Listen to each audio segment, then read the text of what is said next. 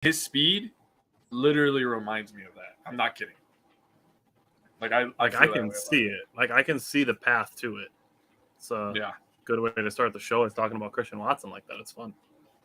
Yeah, I have some good ideas for Christian Watson, man. Like I get that it's been 4 games. Like I get that. So like I'm not ready to call him Randy Moss or anything yet, but he's doing things that Randy Moss did as a rookie. Right. But there's currently no scenario where I picture something for the future for Christian Watson, and I think he can't do that. Agreed. That's how I feel. And we've both of us have been on that bandwagon since day one, man. I mean, we were just drooling at the potential of this guy, the 6'5", the speed, and Simon actually. He was my number 5 receiver in our draft rankings. He was. You were absolutely on board with him the whole entire time since fucking March, man. Crazy what this kid's potential is really, and like I said, man, we don't know what Romeo Doubs is really when he's fully healthy and he doesn't have all the attention on him, and Watson's taking all the safety help and he's getting one-on-ones over the middle. I mean, I'm saying, bro, the Packers are in a good 13, spot. So I feel like we're in a good spot. I like where we're at. I agree. That's where we're going to leave that. So speaking of being in a good spot and liking where we're at, yes, Jake and I are really excited. So this is for next Wednesday. Jake and I are going to have our first active player on the show with us. Next Wednesday, we're going to be joined by CJ Getz of the Wisconsin Badgers. We're very excited to have him on. And get to talk to him a little bit, talk to him about Luke Fickell and Jim Leonard, and talking about the bowl game, and then some of the things that we want to talk to him about is addressing mental health, and if players see stuff on social media, we want to talk to them about some of that stuff and really kind of relate it to the fans of the teams that we are a part of, because we think that stuff does matter. So we're very excited to be welcoming CJ Getz on next week. That's going to be a really exciting part of next week's show. So yes, sir, man, it's going to be awesome. All right, so we go from an exciting thing to something slightly less exciting, and we have to talk about the transfers. Oh, Taylor, you missed our special announcement. Taylor, we're going to have CJ Getz from the Badgers on with us next Wednesday. So somewhat less excuse is to report the numbers the Badgers have going out, which is currently Mertz.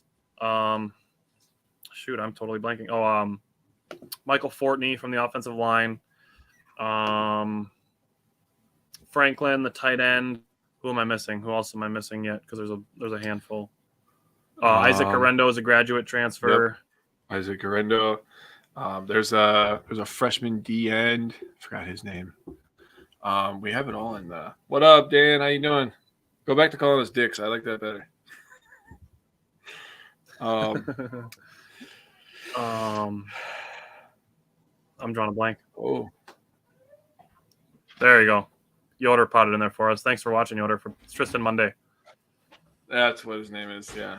I was trying to find it real quick.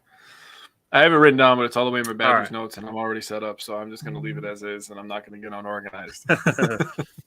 Yeah, what up, Dan? How you doing, man? Also, keep an eye out early next week.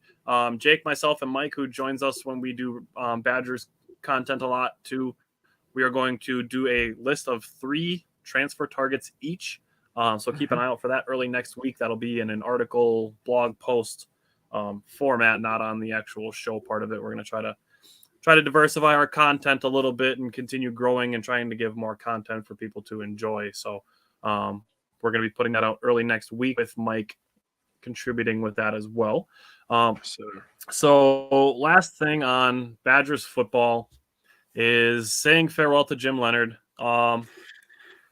We were so excited because on Saturday we heard that he was sticking around, and then we found out yesterday that he's not sticking around permanently. Jim Leonard is going to stick around with us through the bowl game, and after that he is departing. So Yeah. we'll get a one game sample size, a really interesting bowl game of Jim Leonard serving as defensive coordinator under Luke Fickell. It'll be interesting to see how it plays out.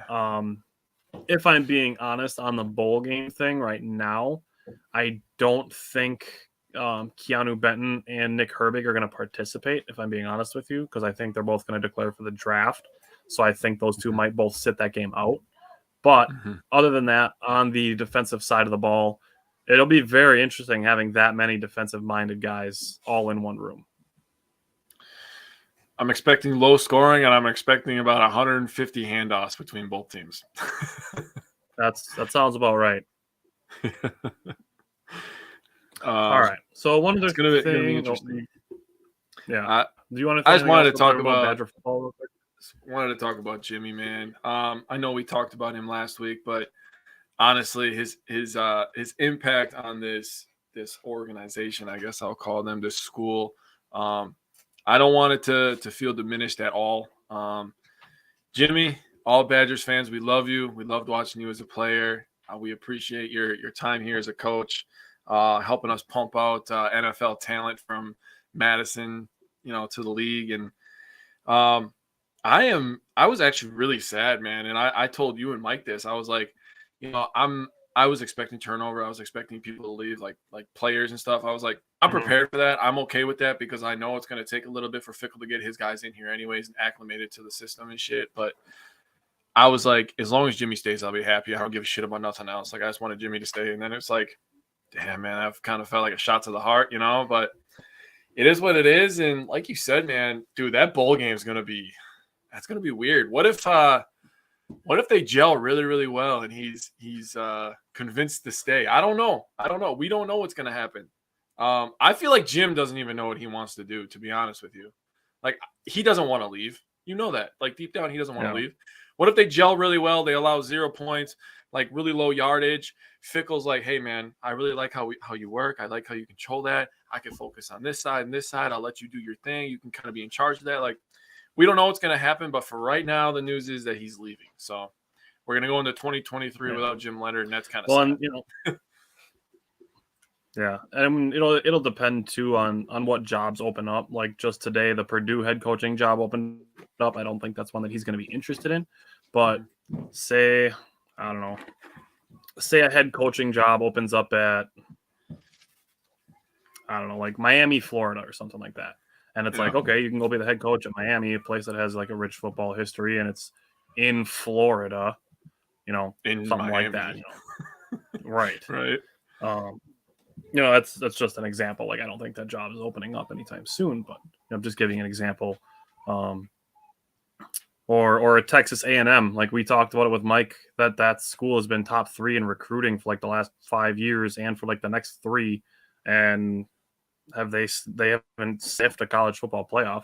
So say their head coach gets fired and Texas A&M is like, hey, you want to come here with the top recruiting class, So it'll depend between, now and the bowl game, what jobs open up to see what Jim Leonard could be interested in. Maybe if he doesn't see anything that's particularly interested in, he reevaluates and decides, maybe it's worth sticking around, or maybe it's worth to him just taking some time off. Honestly, I could see that as a possibility as well.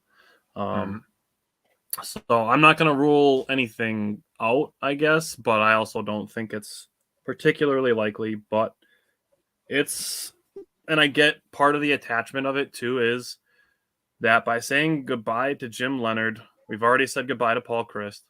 We're saying goodbye, obviously, to a bunch of current players. We said goodbye last summer to Barry Alvarez. We're really, really, truly entering a completely brand new era of Wisconsin football. And, if you guys didn't watch his introductory press conference, Luke Fickell I'm referring to, I would definitely do that because of the last statement that Tyler talked about, moving into a new era of Badgers football. He talked about you have to be willing to change, with the times and adapt. And I think I'm still ecstatic about the hire. So I think we absolutely have the best man to go into a new era of Badgers football where we are going to be making the playoffs. I'm going to say that right now. Yeah. It helps that they expand, but it's not going to be like we're going to be getting in as the 12th seed or anything like that. I think we'll be somewhere in that 8 to 6 range in a couple of years. I mean, shit, we might even be a top 4 team. Who knows? The Badgers can win some football games. I mean, the Big Ten's still not, easy, but it's not like hard. There's the levels, right? I mean, there's the Rutgers and tiers. And Purdue's are going to go down now because I actually respect that coach. That coach is pretty good. So I expect Purdue to go down, even though they're kind of one of those weird teams. Maryland's a weird lower team. There's definitely the wins to get, plus your non-conference schedule. So, I mean, the Badgers will definitely be in the running for it if they could just, do their job, which I think Fickle will have them doing.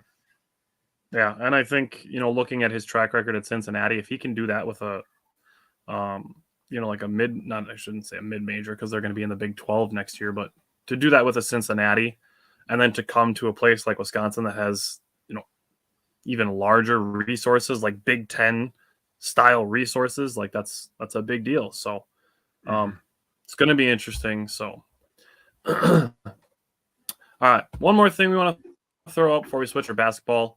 Colton Wong was traded from the Brewers to the Mariners. The Brewers got Jesse Winker, noted Brewer killer, dude that just absolutely smacks at Miller Park.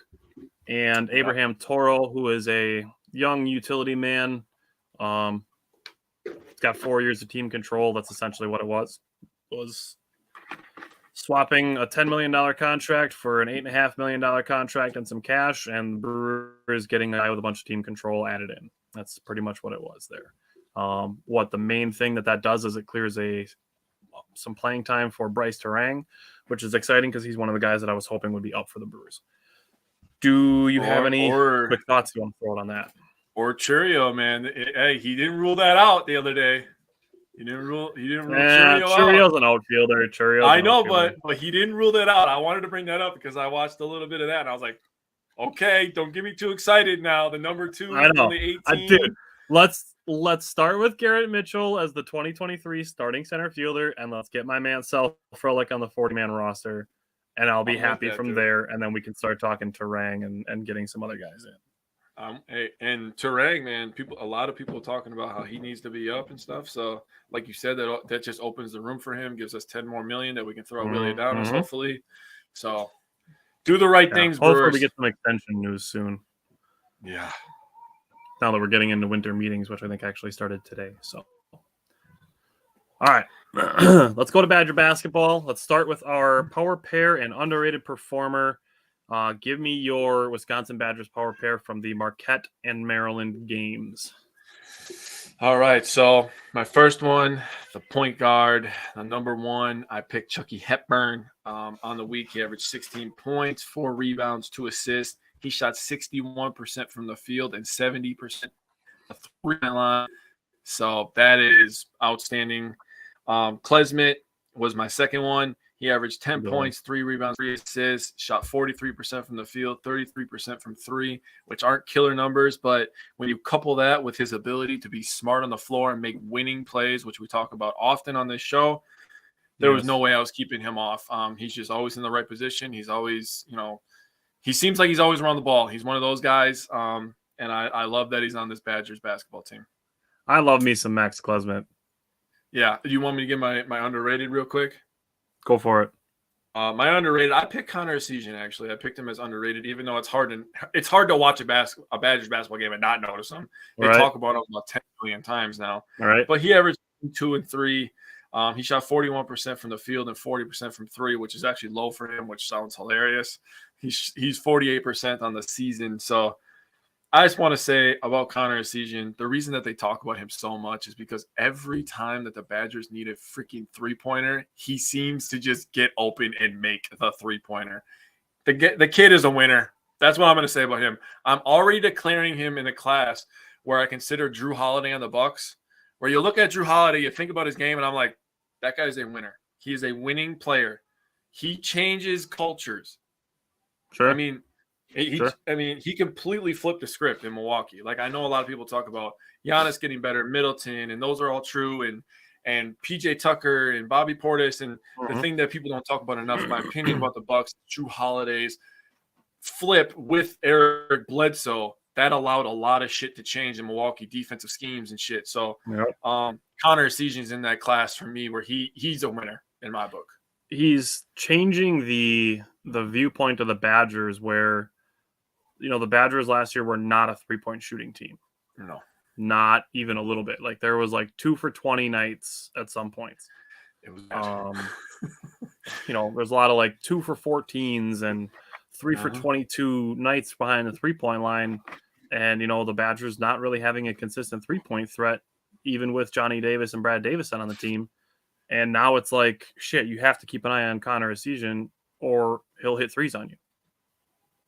So it's exciting. It's fun.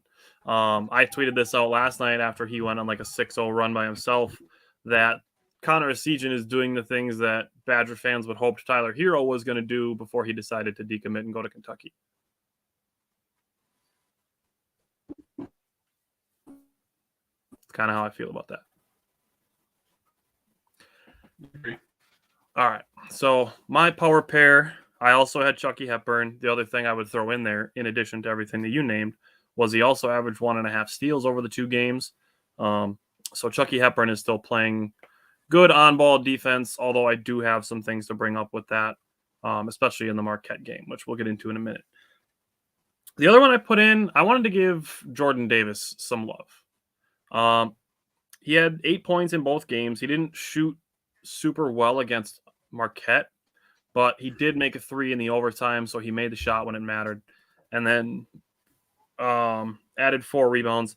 Then against the Maryland, in the Maryland game, he had 8 points again, but he was 3 for 5 shooting, so his shooting efficiency improved. And then he also got 6 rebounds against Maryland. Wow. So Jordan Davis out here doing some dirty work. Not to mention that the dude is just constantly cutting to the basket. Like, constantly cutting to the basket. And then for me, for underrated performer, I had Carter Gilmore. He's let me know how you feel about this. Carter Gilmore is the Badgers' Pat Connaughton. With less. See, and I feel that way about Klesmit. I really do. I feel that way about Klesmit because he's a guard. He's a smaller guy. He's not afraid to mix it up with the big guys. Yeah. He hits threes. I like Carter for that role because he does a lot of dirty work. Like, Klesmit definitely does a lot of dirty work too. But I like Gilmore as the dirty work guy. He didn't score any points against Marquette, but he did grab 3 rebounds. He did have 3 assists. He had 1 steal and 0 turnovers. I've been on board with Gilmore. He's been all right the last week. Been pretty good for us. Saw it, like, it happened in like 2 or 3 games last year where I saw some stuff and it's like, oh, like Carter Gilmore just showed me something. So that's why I was a little bit higher on him coming into this season. He was one of my bold predictions, actually, that he would kind of become the Badgers' 6th man. He's kind of becoming more the 7th man because Connor Essegian is just rocketing and he's going to end up in the starting lineup soon. Yeah. But then you get to last night's game against Maryland, and Carter Gilmore puts up a season-high 7 points, 3 more rebounds, had a blocked shot, just really good. Actually, he did really good defense contesting without doing a ton of fouling. So a lot of just contesting shots, which last night's game, like, just the number of whistles just ended up being insane, but it is what it is. So let's start with Saturday's overtime game against Marquette. It's Greg Gard, number 150 win for Greg Gard. So what did you see from the Badgers game against Marquette?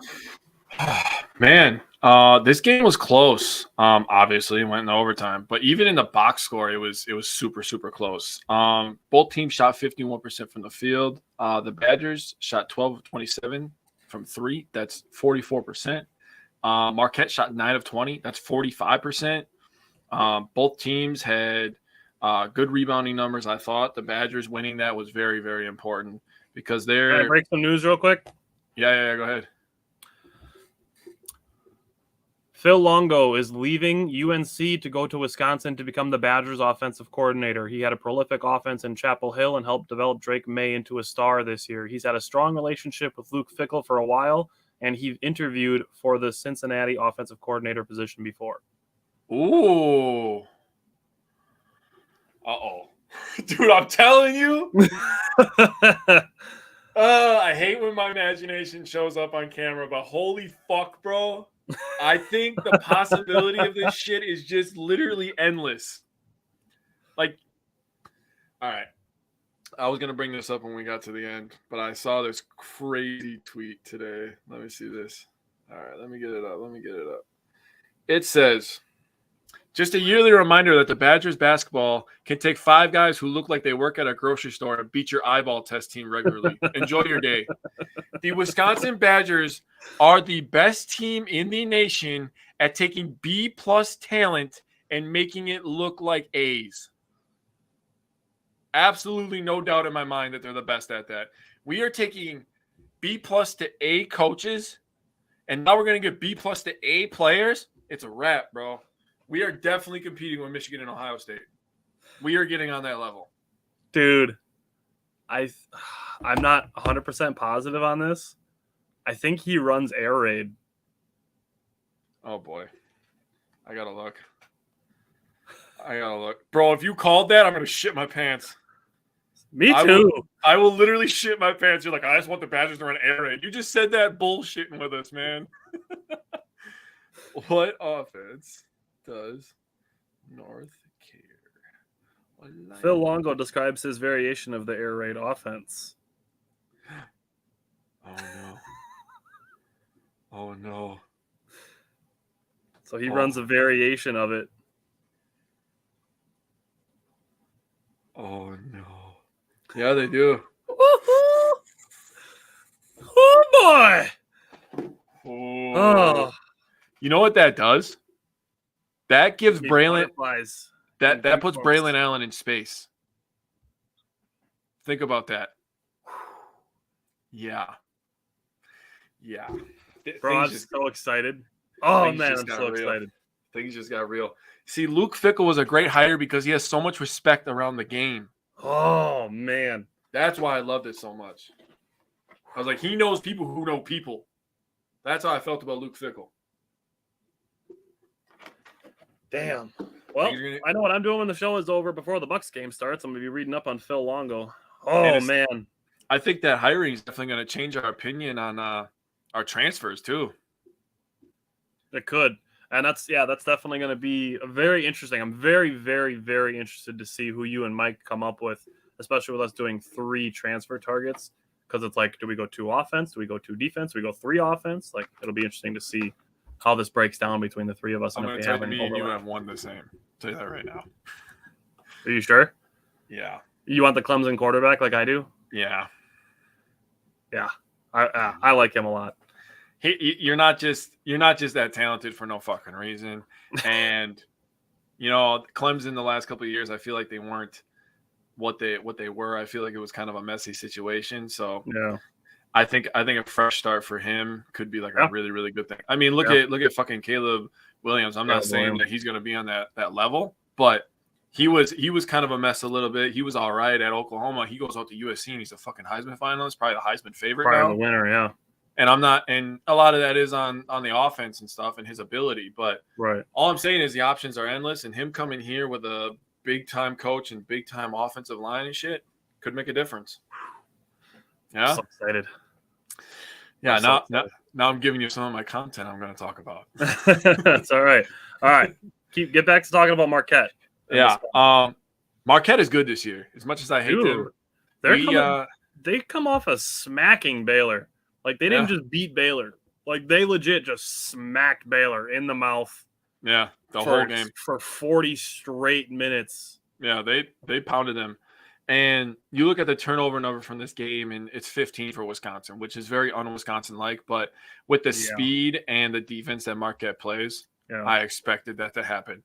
I'm very, very happy with the 21 assists from the Badgers. That's good call. That's a beautiful thing to see. 21 assists on 30 made field goals. Yeah, good. for them to remain that patient under that pressure was absolutely outstanding. Yeah, that's a very good call. Chucky Hepburn was the fucking man in this game. 5 for 6 from 3, bro. He was absolutely hooping. He was making okay. logo. Like, I'm watching Chucky Hepburn, and I'm like, Chucky, you need to chill out. Because he's like, he hits the first step back, right? And he steps back, and he's like, he's NBA range and maybe a little deeper on the first one. And I'm like, damn, okay, Chucky. Uh-huh. And then he does it again from like 4 feet deeper. I'm like, damn, Chucky, chill. I know. And then we get the second half, and he does another step back from the left side. And I'm like, damn, Chucky. It's like, it's just never ending. And he's hitting them at the end of the shot clock and shit. It's like, Chucky, really chill. He's a lot of bailout shots for us. I'll say that. Tyler Wall was still good, 15-7. Connor Essegian, 12-3-3. He, like I said, he always shows up when we need him, making big time, timely shots. I like Marquette. I think they're a good team. I mean, I don't like Marquette, but I like them as a team. They'll definitely be in the tournament. But the Badgers winning this type of game, like hanging with a team that's fast paced, and then I'm going to foreshadow, beating a Maryland team, even though it was at home, I don't give a shit. I think they would have beat them at Maryland last night the way they were playing. Mm-hmm. That just shows the variations of ways that this team can win, and I love every bit of it. There is a few things that the Badgers can clean up, and I honestly feel like they have the potential to be a top 10 team. Ooh. I really feel that way. I really do. The way that they play. Do you want me to just get into it real quick? Clean up free throws and rebound better, they could be top 10. Yeah, and part of that revolves around Steven Crowell being more assertive, which he did actually do in the Marquette game. He threw down a dunk on somebody. He got an and one dunk in the first half. I was like, what? Like, I didn't even know he could dunk. Neither did I. I didn't know. But he gets a dunk. He gets an and one on Iguodaro, and I'm like, damn. Yeah, and then in the second half, he's backing down, and he gets an and one like jump hook, like Steven Crowell was playing assertive. If he asserts his dominance, this team is completely different. It's such a tale of two games on that specific facet of the Badgers. Like we'll get into Maryland, and I'll bring it up again. Mm-hmm. But what I want to bring up in the first half was a lot of scoring. First of all, we brought up Marquette coming off a huge win. Marquette was also on a 13-game home winning streak. Oh, yeah, that's true. It's true. I saw that. And the other thing I thought was kind of weird about the Badgers and Marquette was over their last 20 games, it's perfectly split 10-10. Yep. Which is weird, but and I like that sometimes. Wall was waving bye-bye. Bye-bye. And okay, we got to talk about it. That was the weirdest chant of all time for Marquette student section. Fuck Wisconsin. I'm like, dude, you're literally in Wisconsin. Like, you fucking idiots. I get it, but like I get it too, but you're college kids. You should be smarter than that. I mean, you can come up like fuck the Badgers is the same amount of syllables. Sure. It is. I'm sorry. I was just like, fuck Wisconsin. That doesn't even make sense. Like, you're in Milwaukee, Wisconsin, you dumb shits. Good God. So first half, the Badgers were switching a lot. Like they were switching almost everything, seeming as though they didn't want to give up threes to Marquette, and Marquette was just hitting a ton of threes. So were the Badgers. Even Tyler Wall hit a 3 in the first half. Yeah, that was weird. It was weird. It feels wrong, doesn't it? When Tyler Wall used to that. Like, I like it, but it feels wrong. I agree. The other thing I wanted to bring up was Kamari McGee. So he scored 5 pretty quick points in this game. And I read about Kamari McGee not playing a lot. Mike was actually talking about it with us a couple times too. About, wondering why Kamari McGee might not have been playing as much, especially with the absence of Jacoby Neath and the Badgers really needing a backup point guard. So what I read was Kamari McGee was not playing as much quite yet because Greg Gard was talking about the adjustment of going from a Horizon League team to a Big Ten team and getting Kamari McGee acclimated to that style of play, the physicality, just the raise in talent going from from a UWGB to a Wisconsin. So that's kind of what the deal was with Kamari McGee. So I wanted to bring that up. I'm very glad you brought that up because I feel like his speed allowed us to break their press. Yes. And they turned it back up in the second half, and that's what helped them come back. Badgers got caught in some turnovers, and that's what helped Marquette come back was them turning the pressure up. Wisconsin led by as much as 16 in the second half. That and fucking Cam Jones from Marquette is a fucking dude. He's good. Yeah, he's real good. He's only a sophomore. Yeah, and he finishes around the rim a lot better than I thought he does. Yeah, and he can shoot that shit. I mean, he had 26. The rest of the team, I think, I forgot. Oh, one guy had 14, and after that, everybody else is in single digits. Was it Ignaro that had 14? Yeah. No, it wasn't. It was Prosper. Prosper was 1 of 7 from 3 too. So if he was hitting a couple more threes, that really would have changed the game. So I kind of like Kohler too. He's a little underrated on Marquette, but they got a good team. Yeah. Second half, like I mentioned, Crowell getting a little assertive. Badgers led by as many as 16. That's when Connor Sejan started to get going. Chucky Hepburn hitting another 3. Let's get into overtime. So 2 things I want to bring up. First of all, Tyler Wall is starting to operate in space. Like, he doesn't have the same athleticism, but like I feel like Tyler Wall has Giannis's layup package. the Euros. Dude, he did the Euro and he did the thing where like he brings the ball up over his head to gather it, and then he just laid it right in, and I'm like,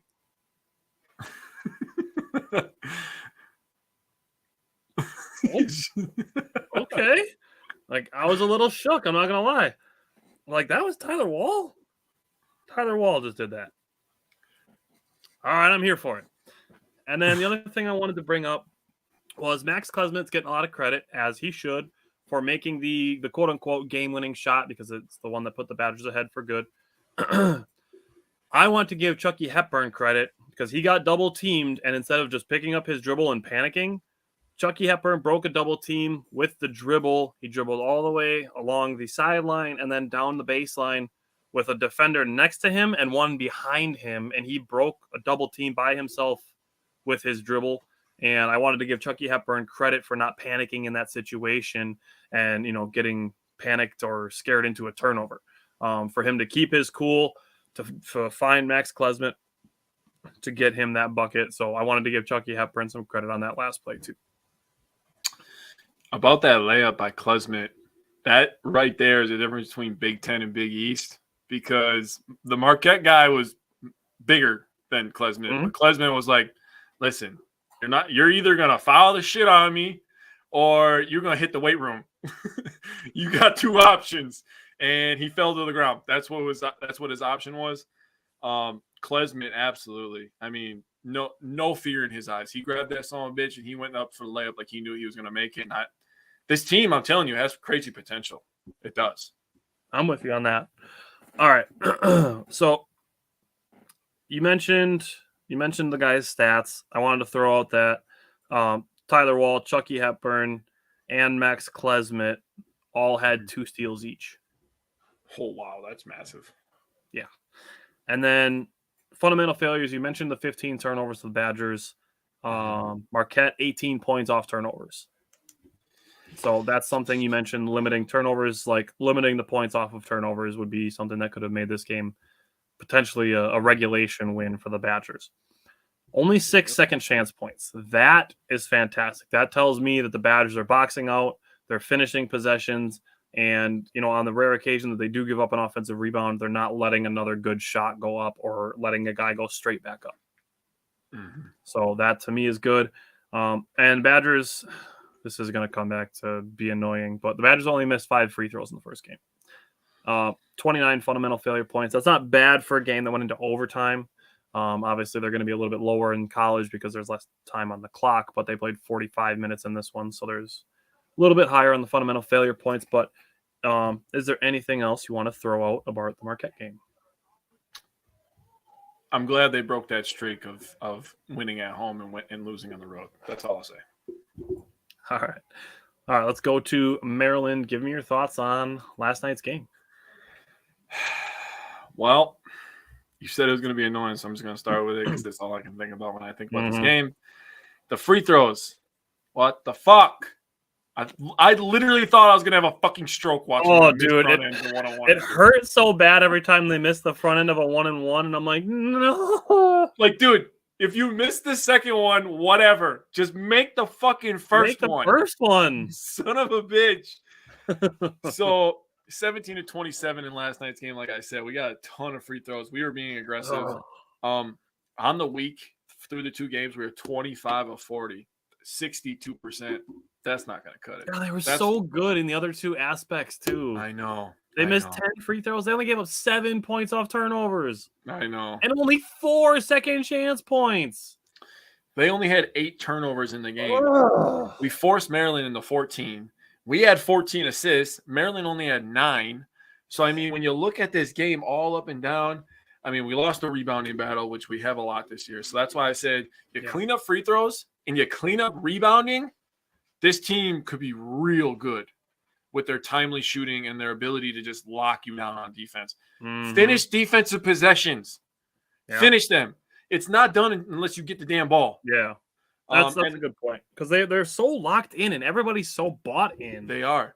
The annoying thing, though, is a lot of fucking long rebounds, I feel like. Yeah. I feel like a lot of them are like in that mid-range. Like some of them bounce past the free throw line. Well, a lot of teams are shooting threes against the Badgers. Like, yeah, like because they have down against the Badgers in the post. Like that's just because they have no other options because we play such good defense, right? Right. That's what I look at it as, at least. It's not. It's not like guys are getting easy shots to create. It's kind of the way I look at it. I did want to give a shout out to your guy Gilmore. I thought he was phenomenal last night. He gave some really, really, really good minutes. If he was better on free throws, he would have had a fantastic game. But still, his energy on defense. Mm-hmm. I was like, I wanted him to make that and one layup so bad, the lefty one. I was like, if he would have just finished that, it would have been like, yeah, Gilmore's having a game, bro. But he was good. The Badgers shot 7 of 21 from 3. That's not horrible, but that's not good. I feel like that number has potential to get better. They get a lot of good looks. Yeah. It gave up 10 threes to Maryland, but only 21 of 55 on field goals for Maryland. So that's a 38%. That's not bad. You can live with that. You hold teams to 38% shooting, you're going to win a lot of goddamn basketball games. You're going to win a lot of 60 to 50. Yeah. Other than that, man, I got nothing. I do have one goal for the Badgers. Right now, their season free throw percentage is at 71%. That's If this team average. If this team really wants to take off, I have a goal for them to be at 80% at the season's end. I was going to guess 78. I wrote down 77 to 80. I just went to the high end right away. So I was in your range. You were in my range. If they get to 80% and they rebound the basketball, this team could be a 3 to 4 seed, in my opinion. Yeah, that would put them in the 12 to 16. The Purdue game is going to be tough this year. I'll just say that because I'm going to be honestly, Iowa's going to be tough. I was tough. Did they end up beating Duke last night? Or they lose? I don't know. I only saw like the first 10 minutes of the game. Yeah, I'll have to double check while you make your points here. Okay, go ahead. So with the Maryland game, there was a lot of things that haven't happened to Maryland this season that happened last night. So for first things first, Maryland, their largest deficit this entire season was 3. They had not been down by more than 3 points this entire season. They were down 7 in the first 9 minutes. Mm-hmm. Then, so here, this is fun. The last 7 teams to come into the Kohl Center 8-0. The Badgers are 6-1. Mm-hmm. And then Maryland coming into this game was averaging 85 points per game. Wisconsin held them to 59. Wow. 26 points below their season average. Wow, that is insanity. That is defense. Yeah. Whew. Well, we already saw the potential for this defense against Kansas. We really did. Yeah, that's why I feel so highly about 26 them. below their average, bro. Is Brittany, you absolutely are foreshadowing what I'm about to say. As tough as this football season has been, with as many losses as we've had to endure from Packers, who are not out of the playoffs, by the way, but we'll get into that discussion on Friday. And Badgers football, which is definitely on the up and up right now. Mm-hmm. As tough as this football season has been, the basketball season is going to be fucking real good for this state. That's all I'm going to say. It's going to be fun. So, First half, Badgers are doing a really good job of cutting to the basket, especially Jordan Davis and Max Klesmit. Those two cutting to the basket just damn near constantly. And this is where I want to get into Stephen Crowell. This is where I'd like to see Stephen Crowell be more assertive. This was a tale of two halves. In addition to this, was the first half, the Badgers were basically it basically seemed like they were trying to get a paint touch every single possession, which is very much a Wisconsin basketball thing. We want to get a paint touch every possession. We get a paint touch every possession. It's just got to touch the paint once. Got to get the ball into the post once. And it seemed like the Badgers were vigorously trying to get Stephen Crowell the ball every possession. And it's not that they were like trying to play through Stephen Crowell. It's just like, I don't know if they were just trying to make Maryland think about it, to get Maryland to suck their defense in a little bit. And then in the second half, Maryland started to double that post touch. And you could tell it kind of frustrated Stephen Crowell a little bit. And a lot of times he was getting the ball and turning and just kind of had on a swivel, not really sure where to go with the ball. So that's potentially a learning thing for Stephen Crowell is, hey, you get the ball, you turn, face up. As soon as you see the double team, thank you. Ball's got to go. And he's a good passer for a big man. Bro, he is. He's been leading our team in assists like 4 times this year. Yeah, he's leading our team in assists per game on average this year. He is. I think he had 7 1-games last week, I think. I don't remember, but I think he did. I'm pretty sure he had 7 in a game last week. I'm looking now because I'm pretty sure that happened. Yes, he did. Oh no, that's rebounds. Fuck. Sorry.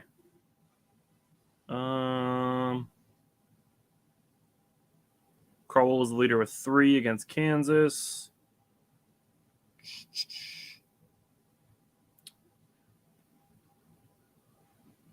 All right. For some reason, I thought he had a game of 7 assists. I don't know why.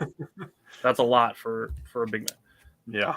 But he's had multiple games where he was leading the team with 3 multiple times. So to end with Maryland, Badgers get an 8-0 run, fueled by a Connor Essegian 2 threes, sorry. And Maryland goes on a stretch of field goals, 0 for 10. That was like a 7-minute stretch where Maryland didn't score a field goal. Yeah, Maryland was shook by Wisconsin's physicality, in my opinion. But unfortunately, there was 7,654 whistles last night. Yeah, Jesus Christ. Only 9 of them were in the first half. How annoying. I saw a tweet. It was counting, and it was 20 fouls with 4.5 minutes to go in the game still. 20. That's uncalled for. Brittany, field goals it's a collective, so field goals counts 2-pointers and 3-pointers. That's what field goals are called. So then if you want to say, he was this for this on field goals, that includes 2-point baskets and 3-point baskets. That's just the general term for it. And baskets are like the basket, the rim. Yeah, that's the physical thing. Yeah. I don't know how to explain it. I don't want to be rude. So yeah, Stephen Crowell finished with 12 points, 6 rebounds, 3 assists. Jordan Davis, 8 rebounds or 8 assists. Fuck. Starting over. Jordan Davis, 8 points, 6 rebounds. That's what he had. All right. Is there anything else you want to say about Maryland? Overrated. I agree. They went from 22 to 13. What the hell? Yeah, and the Badgers not being ranked is fucking disrespectful. Get your shit right. Yeah. God damn it. Yeah. Not even because I'm a fan of the team, but god damn, they are definitely one of the 25 best teams in the nation right now. To go from beating Dayton to should have beaten Kansas, beating USC, obviously beating Marquette even, who just dog-walked Baylor. Yeah. In their building, by the way. Couldn't get them 24? Right. All right, whatever. But now that they've beaten Maryland, I have a feeling they're probably going to be ranked. They can't keep fucking disrespecting us, man. Come on. Beating Maryland will put them in the top 20. And it's not like even in our losses we got freaking destroyed. They're close losses. We're not getting killed by anybody. Hasn't like almost every Badger game this year been decided by single digits? I would think so. I mean, we lost to Kansas by 1, and I don't remember how much did we lose to Wake by 3, 4, 2 or 3. 2 or 3, 3. Yeah, 4 points total. I'll pull it up just to check because. Hang on, I got it. You got it. So first game they beat South Dakota by 26. Mm-hmm. Second game they beat Stanford by 10. But then they beat Green Bay by 11. But then they won by 1, lost by 1, won by 5, lost by 3, won by 3, and won by 5. So the last 5 games have all been single digits. Heart attack roll right there. Fuck. Yeah. Yikes. And if they would make their goddamn free throws and rebound the ball, 10-point wins. 10-point wins. 10 missed free throws, only 7 points off turnovers, and only 4 second chance points. 21 fundamental failure points. And they could have cut that down by 5 more and had 16. That would have been bonkers to have only 16. If we would have only missed 5 free throws and we would have whooped the hell out of Maryland, I'd have been like, oh, okay. Look, I would have been cocky right now. Which we should have. We should have whooped their ass. Yeah. Okay, so Badgers, they play Sunday at Iowa. This is another opportunity to kind of have like a resume builder. It's not, Iowa's not a team beating the door down of the college basketball landscape, but they do have Keegan Murray's older brother, Chris, which I was like, okay, that's weird. That's his older brother, not his younger brother. Imagine being older and sucking. But Chris Murray is averaging 19 points and 10 rebounds a game. So they're at Iowa on Sunday. What do you have for the result? That's the only game we have between today and next Wednesday. Iowa's so goddamn annoying. They're like so even with us in football and basketball. It's annoying. And and I talked about playing at Kinnick Field. It's a tough place to play. I don't even know what the basketball stadium's called, but it's a tough place to play. Probably like the corn-built field house. Corn Maze Arena. I'm gonna pick the Badgers to win. I think it's gonna be ugly. They gave up 74 to Duke last night and lost. They lost 74-62, I think I saw. But I don't think Duke is that crazy this year. But I think the Badgers can go in there and beat them. Duke is ranked like 15th just because their name is Duke. Yep, agreed. And because they get number 1 recruits.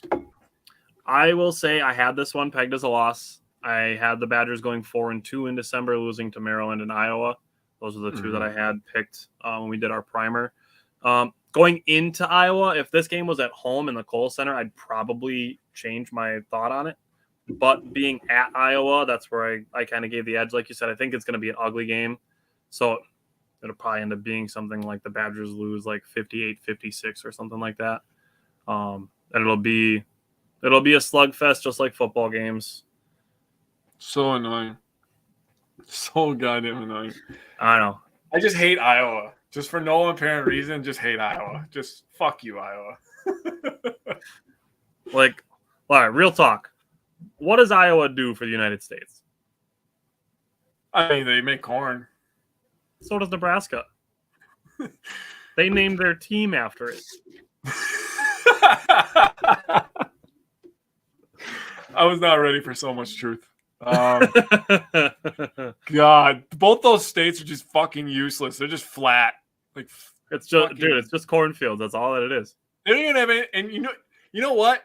Fuck Iowa worse. I'm just gonna say that because the AAA team for the Cubs is there, so fuck them.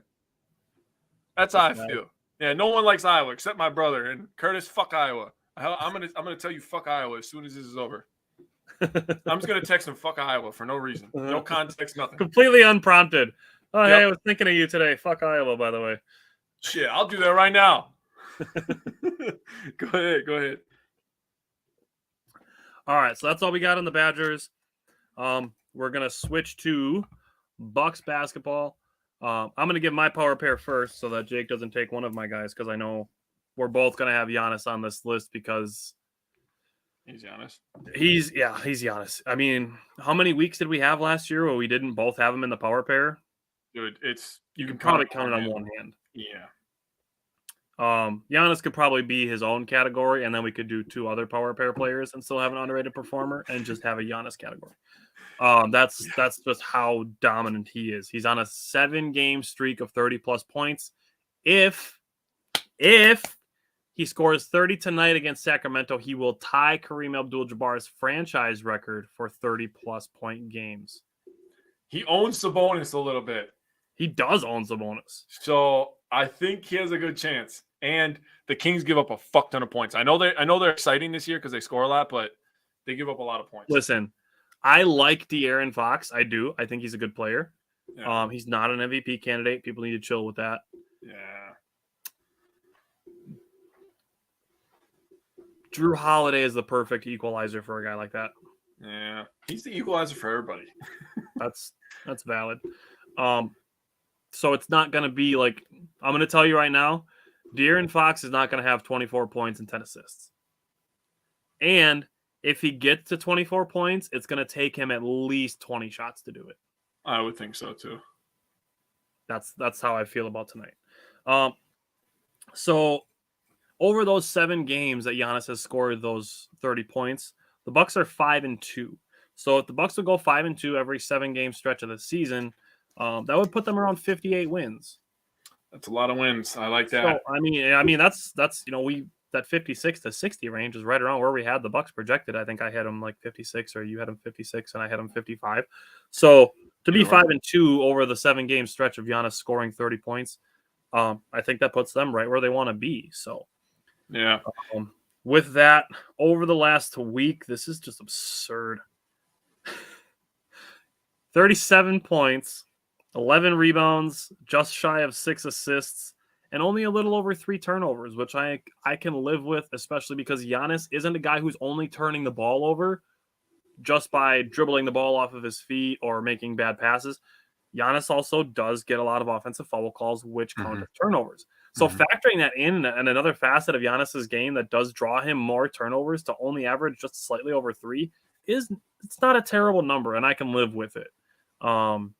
So I'm fine with just over 3 turnovers a game if Giannis is getting in that 6 assist area too, and scoring fucking 37 points over the last week is just nasty.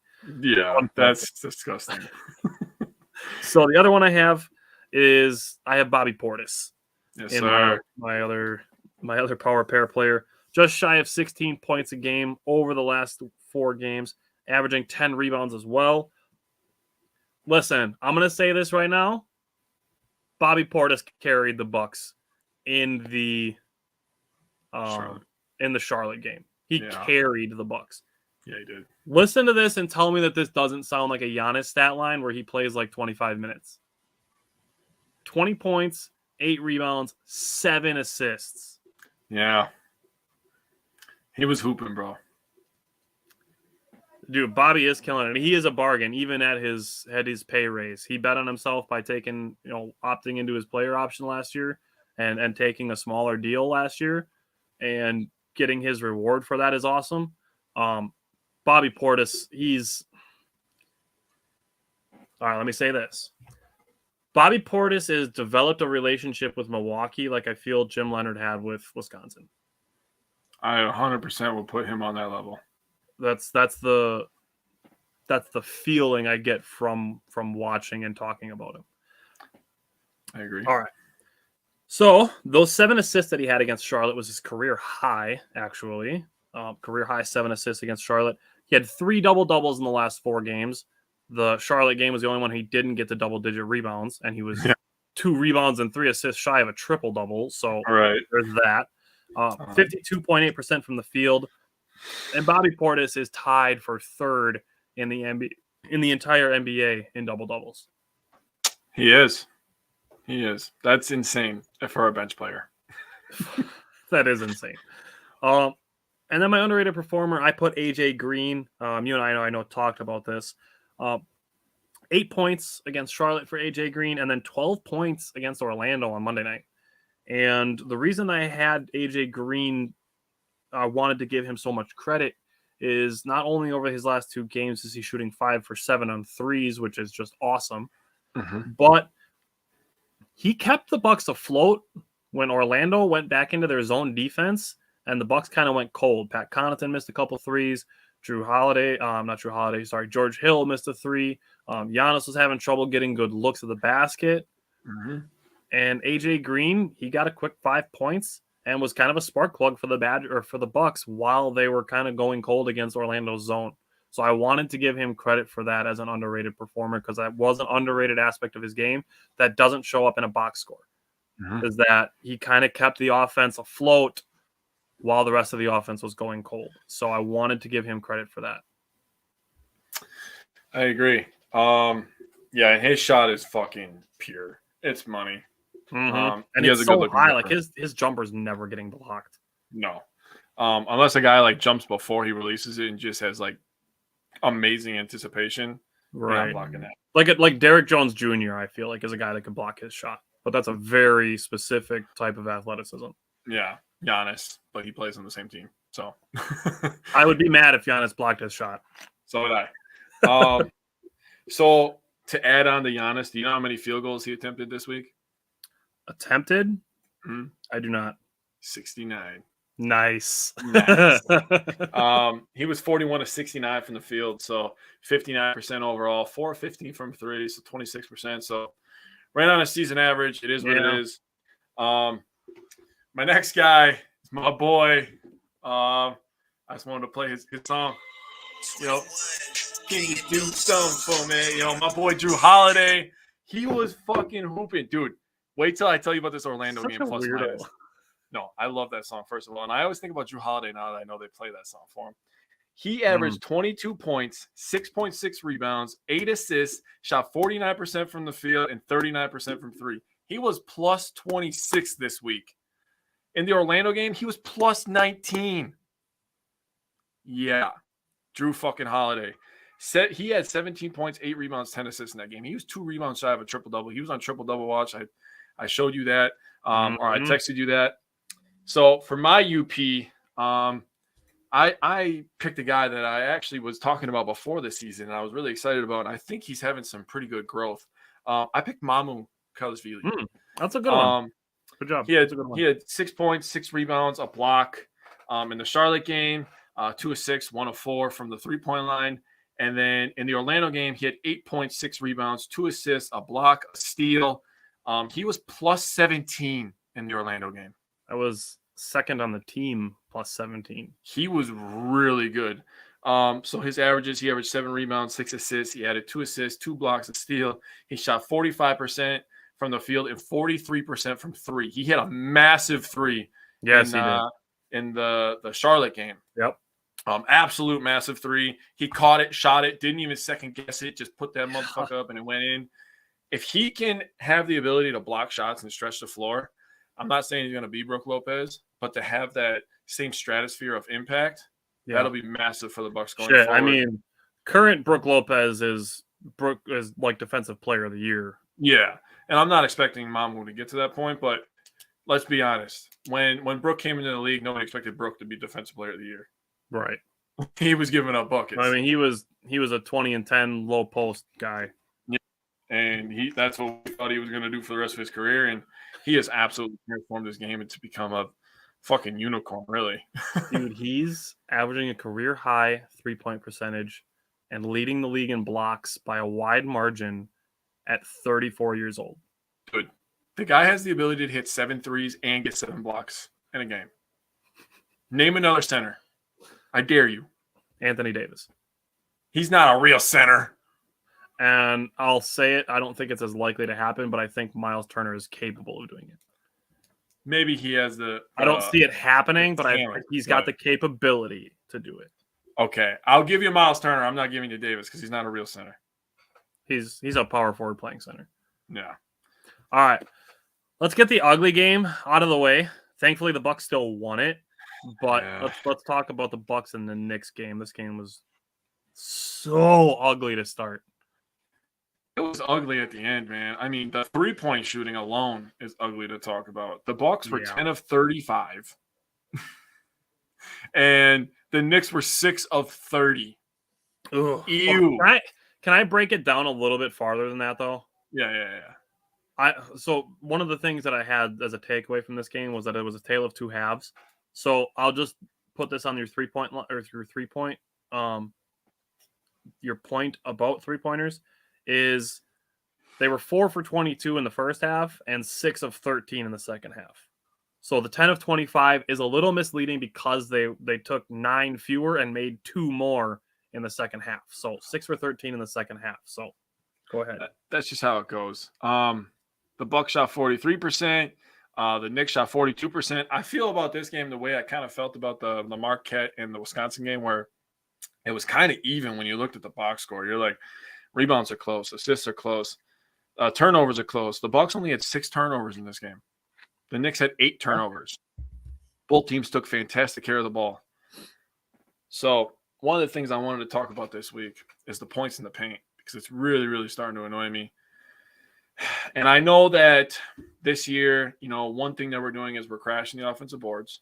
Mm-hmm. So we didn't win the rebounding there, so that sucks. And then we're trying to take away 3-pointers. So only giving up 6 threes is really, really nice. I don't think the Knicks are a good shooting team in the first place. Right. But to hold them to basically 1 for 5 is nice. But to give up 64 points in the paint, when we're talking about our center being Defensive Player of the Year, how bad would it be without him? The Bucks average 46 points in the paint allowed. So that'll give you some reference. But, man, in the first 2 games this week, it was way over that season average. Yes. I will give them a shout out for one really, really good thing that they did in this game, and that's 21 of 26 on free throws. That I love to see. The Knicks were only 13 of 20. Other than that, I just got to say Grayson Allen. Grayson Allen. And then that's all I got on the Knicks. This game was ugly. So, like I said, tale of two halves. First half, the Bucks were up 47-45 at the end of it. Oh, man, this is so bad. It took 2.5 minutes for the Bucks to score their first points. 2.5 minutes to score points. Yikes. Oh, man, they started 4 of 17 and 0 for 8 on threes is how they started this game. Yeah, it was ugly. They got to 1 for 9, thankfully, off of an offensive rebound and a kick out to Drew Holiday. And I want to give Budenholzer some credit for calling a timeout at the time that he did. The Bucks went on a 7-0 run out of their timeout and finished the first quarter on an 11-2 run. Mm-hmm. First half, 19 of 51 on field goals, 37.3%. 4 of 22 on threes. That's 18% on threes in the first half. That's gross. Second half, 20 of 39 on field goals. That's 51.3%. 6 of 13 on threes. That's 46%. Mm-hmm. Much better in the second half. Pat Connaughton and Grayson Allen were kind of having a tough first half. They were both hitting in the second half, thankfully. Grayson Allen was driving to the basket with a purpose in this game. And I want to give Javon Carter credit for defending Jalen Brunson very well. He finished 8 of 22 and 0 for 4 on threes. So I want to give Javon Carter some credit. Then Giannis and Bobby Portis both got their 12th double-doubles of the year in this game. Bobby Portis had 10 points, 12 rebounds. 5 of them were on the offensive side of the ball. There was a shit ton of offensive rebounding going on in this game, including the Knicks, who had 19 offensive rebounds. That was all Mitchell. Oh, man, that cannot happen. That was Mitchell. Mitchell was dominating this game. Mitchell Robinson is a monster, and I like him a lot. I wish he wasn't on the Knicks.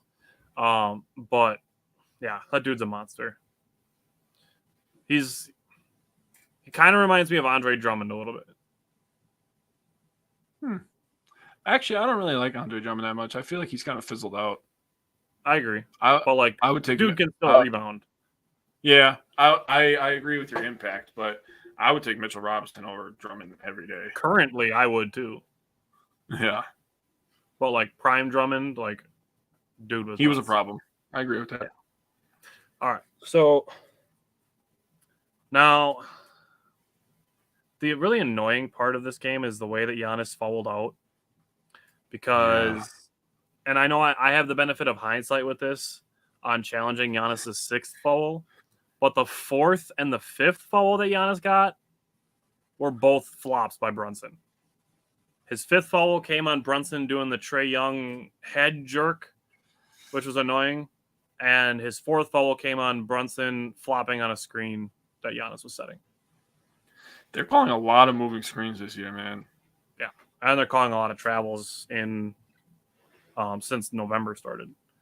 Well, not on Maryland, but dude, that was annoying as hell. Sorry. They dragged their pivot foot every single time they drove to the lane. Every time. That was annoying the hell out of me. I was seeing it too, bro. I was like, come on. All right. So you brought up free throws. Giannis, 9 for 12, 75%. That's perfect. Yep. And then we were talking about Grayson Allen, his catch and shoot ability. I kind of talked about maybe the Bucks trying to take him and use him the way that they would have used Jordan Clarkson if they had traded for him. And then he gets a catch and shoot 3 that basically wins the game. So just want to give myself a little bit of credit for that. Yes. That shot also helped propel Grayson over 2,000 career points. And in this game, Brook Lopez also passed 700 career three-pointers. I like both of those things. I do too. You mentioned only 6 turnovers. That's great. Only 5 missed free throws. That's also great. They only allowed 5 points off those turnovers. That's 10 fundamental failure points right there. So you're thinking they got to be in good shape, right? But they allowed those 19 offensive rebounds. That turned into 30 second chance points. Holy hell. That's so many second chance points. It is. That just showed me that the Bucks could win a blowout game if they limit second chance points, even when they're not shooting well. The Bucks can still blow teams out if they just control that aspect of the game. That is scary. That the Bucks could have a night where they shoot 10 of 35 on threes and still beat you by 15. Bro, they got to be the favorite toward the title. Let's be honest. I get people saying Boston just because Tatum and Brown are balling right now. But once Middleton is back, like playing healthy and playing, like under NBA conditioning and stuff, like, bro. Yeah. There's nothing that the Celtics do better than the Bucks. I am so excited for the Christmas Day matchup. I want to fucking pound them. I hope we win by 29. I hope we win by 30 just so I can say, ha ha. They win by 30, I'll be even happier. 29 was the bare minimum. All right. So I guess we still got to do one more ugly game. But this was at least fun ugly. Like this game was at least fun to watch. Yeah. I know you were kind of keeping track of it while we were doing the Packers show, but I ended up rewatching it the next day. 133 points allowed. That's uncalled for. That's insane. It took Anthony Davis having the game of his life, basically. Yeah, and that's one of those things where, like I say it a lot, that good offense beats good defense every time, and I believe that to be true with pretty much every sport. Mm-hmm. Obviously, Giannis did his thing as well. Bucks scored 129. That was their second highest total, only to the double overtime win against Oklahoma City. Yep. So what did you see from the Bucks and Lakers game? I know one of your takeaways is already going to be something that I have on here, but I got to say, man, holy shit. Both teams were highly efficient. Yes. The thing that really changed this game in the Lakers' favor, and this is going to sound crazy, and I know a lot of people are going to hate on it, other than Anthony Davis, I feel like Russell Westbrook had a fucking fantastic game. And his ball movement with the second unit was fucking phenomenal. And it allowed the Lakers to play with a little bit more pace. And I know the Bucks play fast too, but they weren't playing on their terms of pace. And that's the thing that people have to understand. And the Lakers were kind of controlling the game for most of it. And Westbrook was a really big part of that. And I know I don't like when – God, this bothers me so much. Listen, I know that we stick up for players and we don't want people to be disrespectful, and we still believe in that. But a little bit of trash talk to a professional athlete, I don't want to see the professional athlete be like, get him out of here, cry about it. Like, bro, you talk some of the most shit in the entire league. What do you think the reaction to that's going to be, dude? Come on. You should be able to handle being called Russell Westbrook. Like, that's pretty harmless. Like, as long as guys aren't throwing, like, racial slurs and, you know, like, swearing at you and stuff, like. That would be like Giannis crying about the fans going like, 1, 2. That's the exact same thing. You should be able to handle it. You suck, Westbrook. Like, come on. If the arena staff, like, agreed that it was worth giving him a warning and letting him go back to his seat, like, you should have been able to let it go and let him go back to his seat. But the thing that really, really bothered me about it is that Westbrook went up to him after, like, I don't know what he said. We don't know what he said. I didn't hear it, at least. I don't know if you heard it. But, you know, if he just called him Westbrook, you know, it's just like you have to go up to him about that. Like, really? Does that make you feel like more of a man, like seeing him eye to eye? Dude, if he would have came up to me, and I'm not even shitting, and I called him Westbrook in front of his face, he would have came up to me. I'm like, yeah, that's your name. Now, I don't believe that because I actually like Russell Westbrook. You know, I like him as a player. I think he's a good player.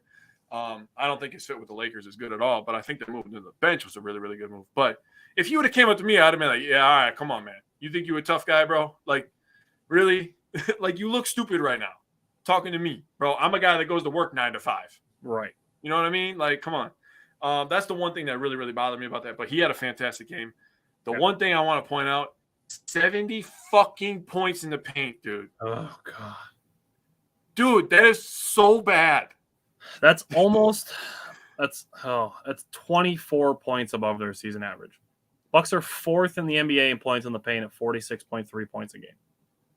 I mean, and the Bucks score 54. So if we would have held them around, dude, even if we would have held them to 60 and they still would have outscored us, this is a winnable game.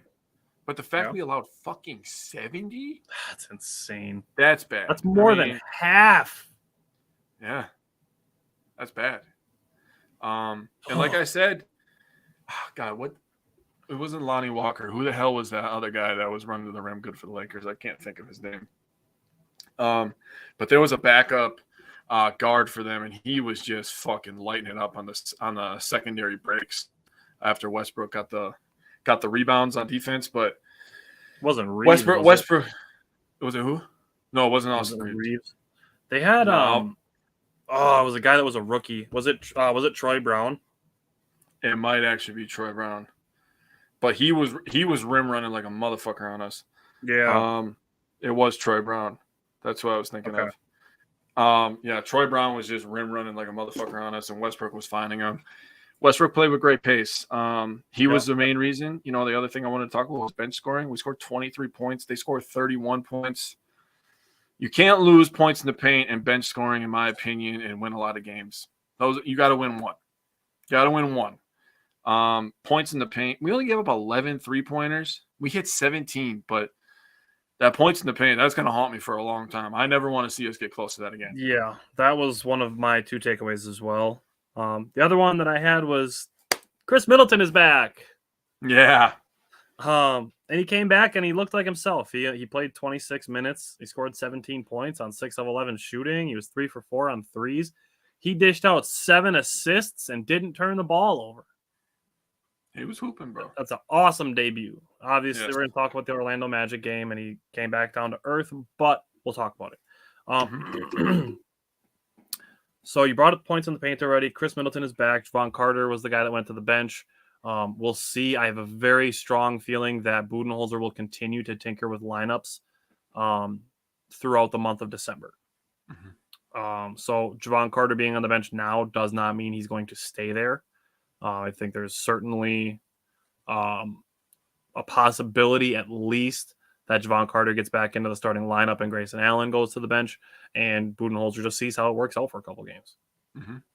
I think there's also a possibility, this would be absolutely disgusting, but I think there's a possibility at points where we get a Drew, Chris, Giannis, Bobby, Brooke lineup. I want that to happen. I can't wait for that, bro. I'm so excited for that to happen. That is a massive lineup that nobody has the size to match. And all the skill, all the shooting, the passing, the defense. Oh my God, bro. Drew, Chris, Giannis, Bobby, Brooke. That is massive. Orlando has that size when we talk about their starting lineup, but they do not have the skill. Giannis. the Giannis. Yeah. You're right about that. But Giannis in this game, 40 points, 69.9% from the field. Nice. 8 of 11 on the free throw line again. So, I'm surprised neither of us mentioned this when we brought up his power pair, but Giannis on free throws on the week, 9 of 12, 8 of 11, 8 of 11. That's fucking good. That makes me happy. That puts them in like the 72 to 75-ish area. He stays there. 74%. He stays there, and people are taking chances to stop him by putting him at the free throw line. They're going to pay. Yeah. Ask Phoenix how it goes when you follow Giannis in a series where he's making his free throws. We win the title, and then we buy hats. Yes. And towels. Yes. All right.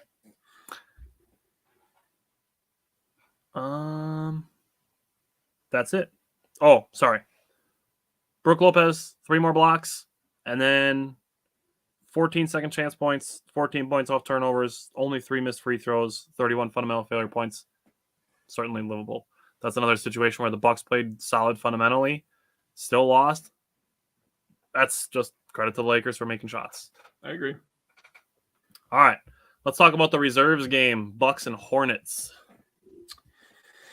This game was fun. It was also frustrating. I just wanted to talk about a story that I heard about the Hornets. Gordon Hayward's wife is talking about how they are the worst run franchise in all of sports. He actually has a broken bone in his left shoulder.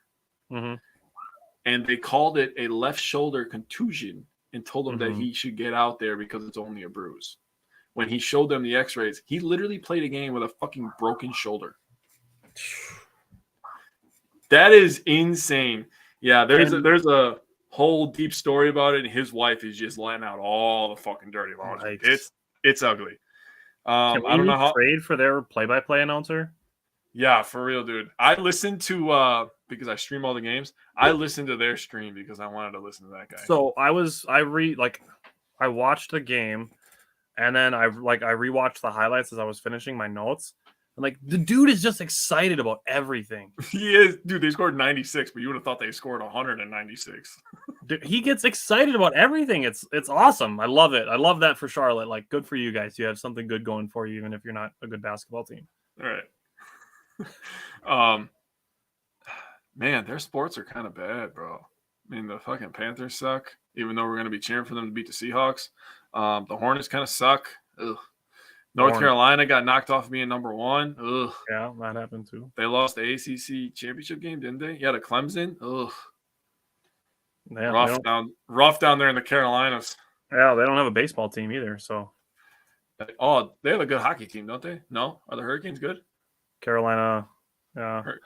I think they were good like last year. I don't know about this year. I haven't paid super close attention to hockey this year like I have in the past.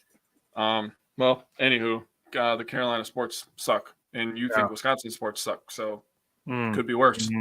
Mm-hmm. So things I noticed, we shot 47%, almost 50%. You definitely live with that. We held them to under 40%. That's great.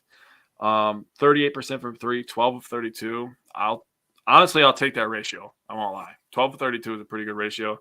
5 of 24 from the Hornets. That's bad. That's like horrible bad. We rebounded them. We had 24 assists, but 22 turnovers. No. But the Hornets, 15 assists the whole game. 15. They left the entire game. They played a whole NBA game and only had 15 assists. Tyler Halliburton is averaging 10 by himself. The point guard from Oshkosh, I know you know, but for the viewers, the point guard from Oshkosh, born in Oshkosh, plays for the Pacers now, is averaging 10. They had 15 as a fucking team. I'm embarrassed. They had 14 turnovers to go with that. They had 52 points in the paint. So 52 of their 96 points were in the paint. If we tighten that up, bro, they literally are not scoring shit. They're probably scoring like 70, and we're going to smack the hell out of them. If we cut that in half, And 31 of their points came off of turnovers. And 23 of their points came off of free throws.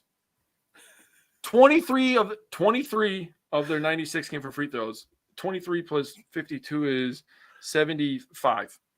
75 and the 96 are in the paint and the free throw line. Think how bad that is. That is horrible. Yikes. Yeah. The Bucks only 8 fast break points. Obviously, no Giannis, no Drew Holiday, no Chris. That'll definitely hurt that. But this was a game with backups, and I felt like we were in charge of this game the whole time, even though that it took Mamu to hit a really big three. If we played our big three, it'd be an embarrassing loss for the Hornets. Yeah. All right. So I mentioned the 31 points off turnovers, only 4 missed free throws, 11 second chance points for Charlotte, 46 points on fundamental failures. So you cut down those points off turnovers, and we're in business. Yeah. This game was the second of a back-to-back, and they were traveling from Milwaukee to Charlotte, and then after this game, they went from Charlotte to Orlando. So they were in 3 different cities in 4 days. So that's where the rest comes in for the big three. Javon Carter, he's been in a slight funk the last couple games. That could be potentially why he was pushed to the bench when Chris Middleton came back. But he finished with 14 points and 6 rebounds. He was 4 of 10 on field goals. So, it's pretty much the floor of where you want to be at. He had 6 assists, not 6 rebounds. So he was 14 points, 6 assists, 5 rebounds, and then had 2 steals. I strongly believe that Javon Carter and Pat Connaughton will both bounce back. I'm not worried about either one of them. And I'm going to say the same thing when we get to the Orlando game when we talk about another guy. So the other thing I wanted to bring up with this game, the Brook Lopez block party. Brook Lopez tied. They were saying that he should have had it, but Mamu had a block that got credited to him.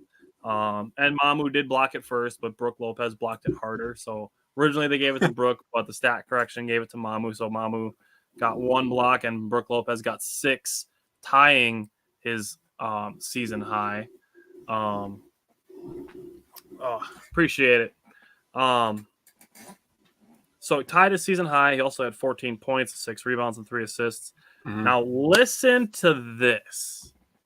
I'm listening. PJ Washington has been averaging about 15 points a game this year. He was 0 for 13. Not his night. Oh. And then Kelly Oubre was 4 for 14. I'm happy about that because I hate Oubre for no reason other than I just hate how he looks. Just hate him. Grayson Allen and George Hill each held him to 2 for 6. So combined against Grayson Allen and George Hill, Kelly Oubre was 4 for 12. Kelly Oubre is he's just talked about too much for a bum. I think he's a scrub. Just gonna be honest about it. He's athletic. Yeah, good for you. And I want to give Thanasis and Bobby Portis credit for guarding PJ Washington. Those two combined for over 8 minutes of the defensive matchup against him. The two of them combined to hold him to over 10. You talked about the Hornets announcers before, and I'm really glad that you brought up PJ Washington because it brought back what I was hearing. They weren't even talking about how he was taking bad shots or anything. The announcers literally just gave credit to the Bucks defense. That's literally what they did. And I love that. I love that they stayed right in the middle. And when they would go to timeouts and stuff, they would obviously, talk more Hornets because, they're a Hornets TV announcers and stuff. But when they would talk about the Bucks team, they gave a lot of credit. They're like, this is a championship team, the coaching staff, the players, all the way down to the 12th man. They're like, this is what a championship team looks like, Charlotte. And they did a fantastic job, man. They honestly might be my favorite road duo. I would easily agree to that. Yeah, they were awesome, man. Nothing but love for them. Yeah, that's a good call out. And we can normalize giving credit to other teams when they're better. Yeah, there's nothing wrong with that. Like, I literally just did it for the Lakers. Right. And I think honestly, like I said honestly twice already, but I'm going to say, if I'm being honest, like I think Packers fans can learn a thing or two from this. We don't have enough time to describe what they can learn. As can Badgers fans. Football. God, spoiled brats. It's not always that our team sucks. Sometimes the other team is good. Yeah, agreed. Bottom line. Got to give Jordan Nwora a little bit of credit. It seems like every time we get to the point of asking, is Jordan Nwora done with the Bucks? He goes out and scores 17 points. Bastard. But I want to give Jordan Nwora credit because he had 4 rebounds, but 3 of them were offensive rebounds. Yeah, he does that every once in a while too. I wanted to give him some credit. He's so fucking weird.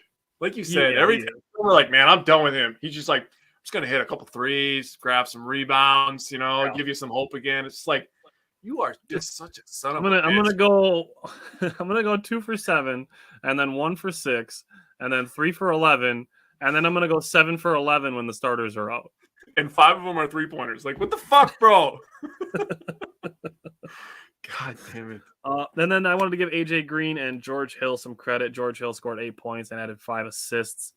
And then AJ Green had the 8 points, and he was a team high plus 14. Ooh, I like that. Yeah. All right. Anything else you want to say about the Bucks and Hornets before we get into Monday night's game, the last game? No, I'm excited to talk about this game. I think you're going to have some good points. I'm also going to have some good points. This game was weird. It was. This game was really weird. You look at the starting lineup for Orlando, it's freaking huge. Oh, yeah. You have teeny tiny little Markelle Fultz, and then you have 6'9", 6'10", 6'11", 7'2" in the starting lineup. Yeah. So just massive starting lineup. What did you see from that game? Fucking weird game. I'm going to give credit to them, even though I didn't like how floppy and chippy they were being. Mm-hmm. The Wagners are good. They're skilled players. They can both shoot. They can both finish. They both are tough. I'll give them credit for that. Tough-ish, yeah. Paolo Banchero is fucking good. He wasn't in this game, but overall, he's good. When he learns how to play at his own pace, he's going to be a problem. He sometimes, he's still a rookie and he's still really early in the process, but you can already see the potential that Orlando saw when they took him first overall. He missed like 7 games this season too, so I think it's worth mentioning that because we're going to give Chris Middleton the benefit of some doubt. After coming back from some injuries, obviously Chris Middleton missed 7 months, not 7 games, so it's a little bit different.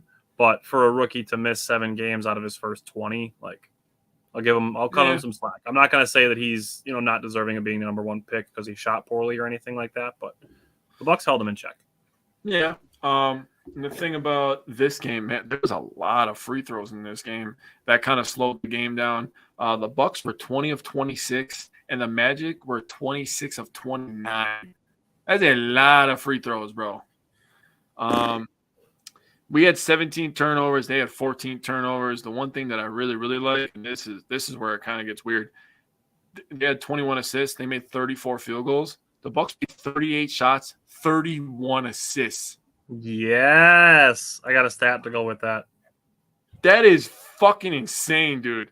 Again, out rebounded. I don't like that we're getting out rebounded. It's weird territory for me. There's no Brook Lopez in this game, so I think that's worth mentioning, especially in a and no Serge Ibaka either. In a game where you're playing a team that has pretty much the only team that can match the Bucks for size, and then two of our big guys are out. True. I will say the points in the paint weren't that bad. Holding them to 46 when they have all that size is absolutely phenomenal.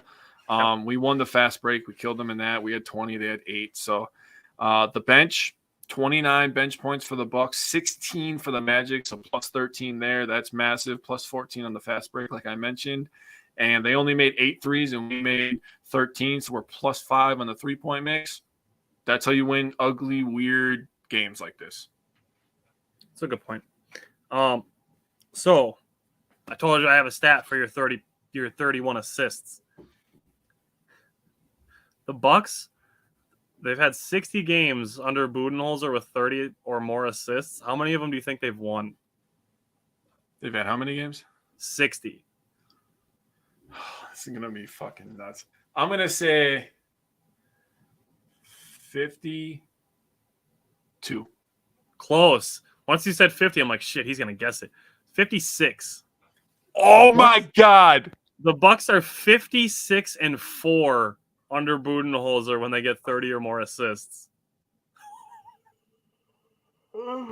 No. 56-4. Okay, so hold on a second. Time out. So you're telling me if we get 30 assists and Giannis, Chris Middleton, and Drew Holiday play, we're fucking unstoppable? That's what you're telling me. Holy shit.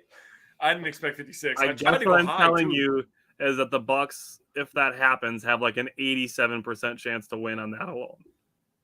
God damn. God damn. I did not expect you to say 56. So a couple of things before I get into the game itself. This was Orlando's 9th straight loss. It's like they have potential and they have some good players, they have some good pieces, but they're not a winning basketball team yet. Is kind of how I feel about them.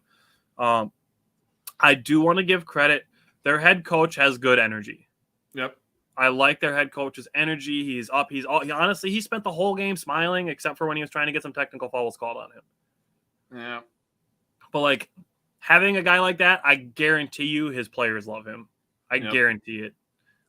Just because of the energy that he has. And you could see him talking with his hands. And when guys, there was a point where like he was trying to set up his defense and guys were like giving the signals for their defense and stuff. And they got like the right signals that the coach wanted. And he's like, so like you can see that he's enjoying it, and you can tell that he like that transfers to his players. So like he seems like the type of coach that I'd love to play for. Just he's got that energy. So I wanted to give him credit for that. Now, the Bucks got off to a slightly slow start, and then to kind of get the ball going through the hoop, they went and got to the free throw line. Giannis went and got 2 free throws, and Drew Holiday went and got 2 free throws. That's something a veteran team does. Mm-hmm. You're struggling to score, you go get to the free throw line, you get some free shots, you see the ball go through and start to build some confidence and some momentum. Mm-hmm.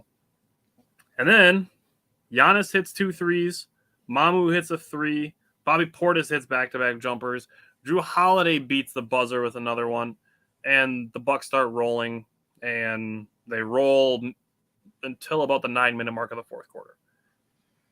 And that's when Orlando started playing their zone. They went back to their zone defense, and the Bucks kind of went cold. And that's why I brought up AJ Green as my underrated performer. Between him and Mamu in that stretch where they were going cold, and I got to give Mamu credit because the skill of a big man to dribble down to the post, get double teamed, and throw a left-handed wraparound pass around a big man to Giannis, who's just standing there by himself for a big dunk when the other team's making a run. That was fantastic by Mamu. Great pass. We talked about that when we were doing our draft profile on him and how good of a passer he is. Mm-hmm. And he can handle the ball a little bit. Like, I'm not saying I want him running the offense or anything, but like he can put the ball on the floor a little bit too. Mm-hmm. So I wanted to give him credit for that. I wanted to give both of them credit for keeping the Bucks offense afloat during that stretch. I mean, the two of them combined for 9 points in that stretch.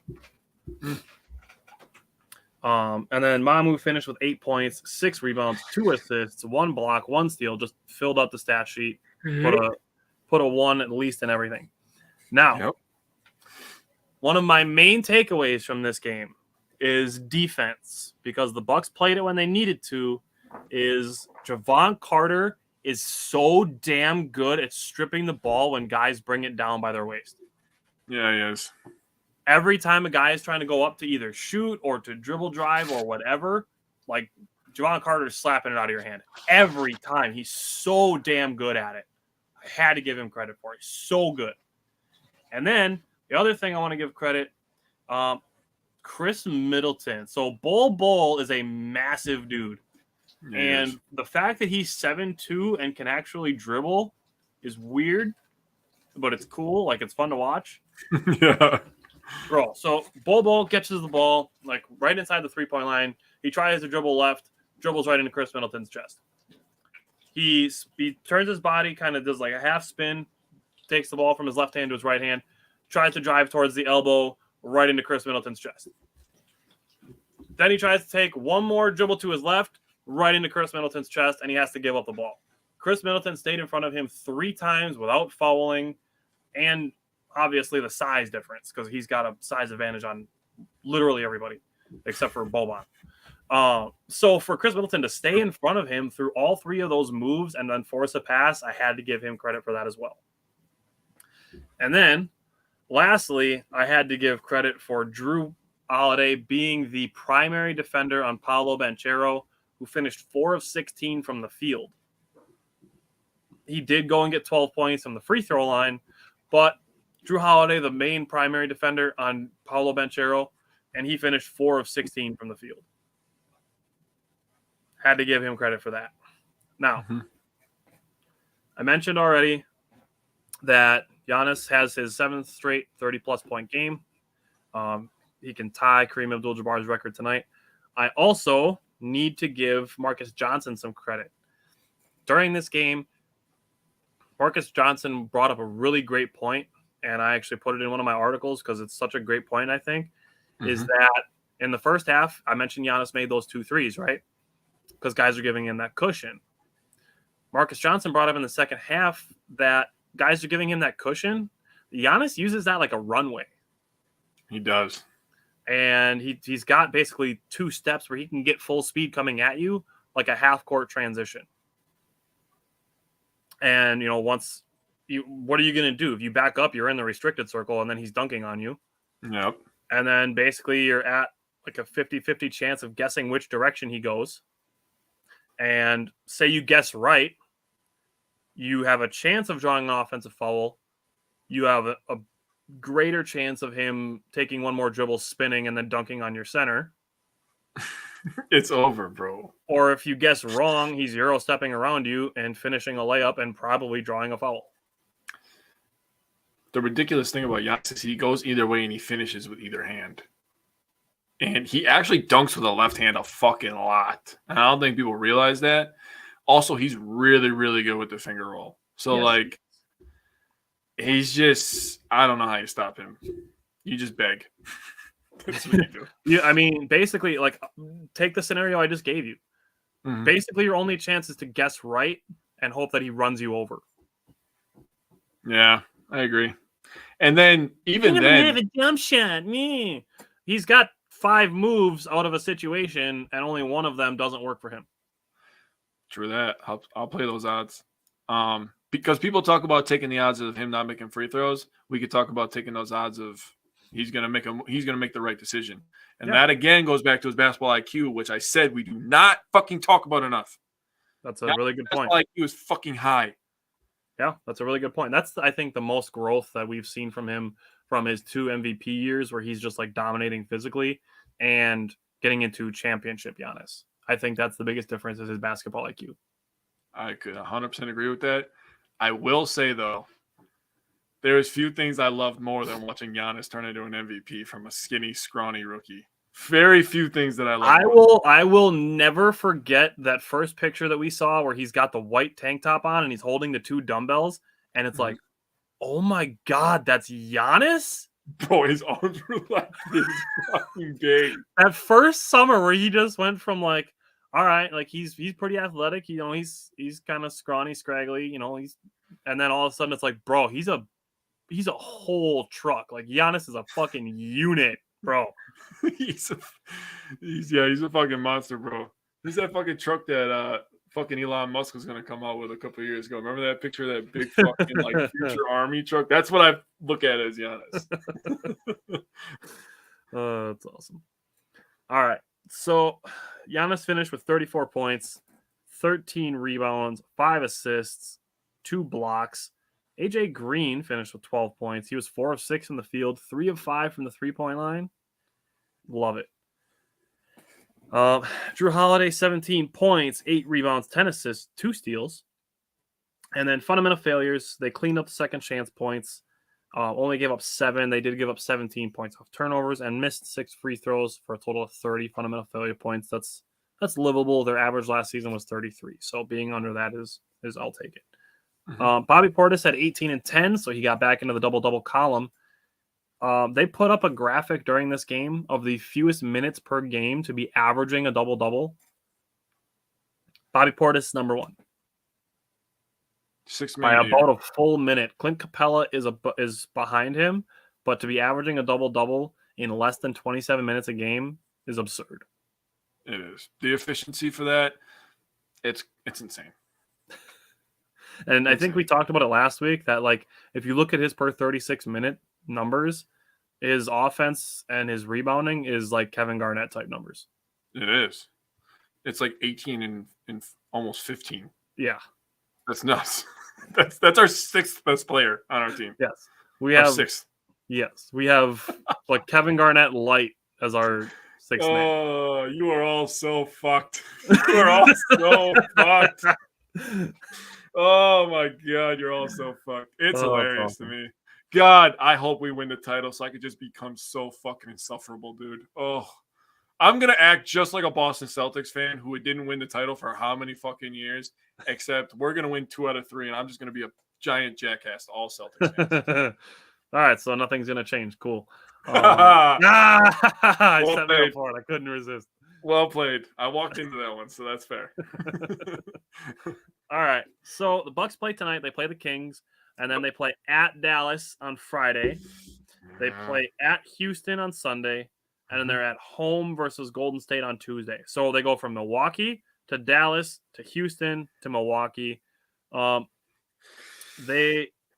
right. Let's just give me your record prediction on those 4 games, and then I want to kind of flesh something out. Brittany said, "Is anything new too?" So pick my record. All right. Yes.